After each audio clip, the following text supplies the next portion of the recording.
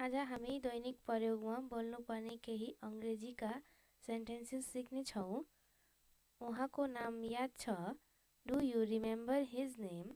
Do you remember his name? मलाई उसको नाम याद छैन। I don't remember his name. I don't remember his name. मैले उसको नाम बिर्सिएँ। I forgot his name. I forgot his name. याद छ उसको अनुहार? Do you remember his face? Do you remember his face? तिमी भोलि के गर्दैछौ? What are you doing tomorrow? What are you doing tomorrow? केही छैन। नथिङ। नथिङ। भोलि कहाँ जाँदै हुनुहुन्छ? Where are you going tomorrow? Where are you going tomorrow? भोलि म कतै जाँदैन। Tomorrow I am not going anywhere. Tomorrow I am not going anywhere.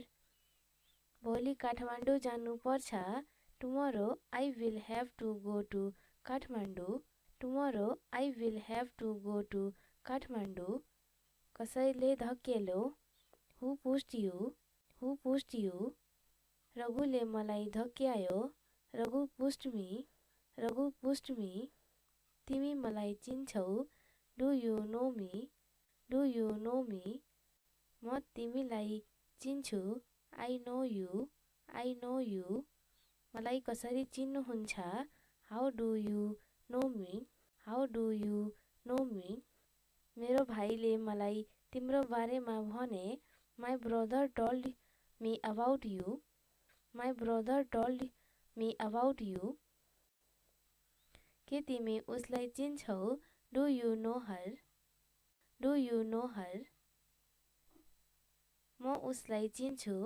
I know her. I know her.